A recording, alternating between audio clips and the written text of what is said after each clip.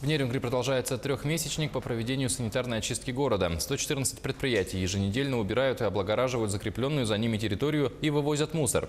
Представители администрации провели очередной рейд и узнали, справляются ли город с поставленной задачей. Оценили работу и наши корреспонденты.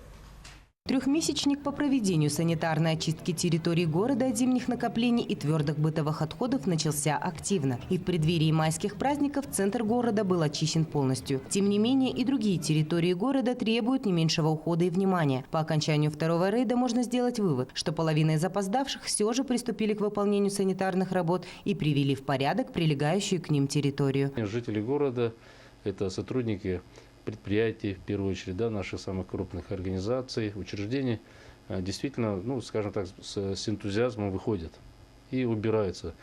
Тем не менее, есть у нас места, где еще грязи много. Есть у нас территории, на которых еще не приступали к уборке. Информацию о правилах благоустройства и озеленения, санитарно-противоэпидемиологической безопасности получили и подписали все организации. Тем не менее, мусора на их территориях не убавилось, а скорее наоборот. Оказалось, возле овощного павильона и новостроек по улице Черепчинской о чистоте и уборке еще не позаботились. Аналогичная ситуация возле торгового центра «Ермак» по проспекту Геологов. Управляющая компания,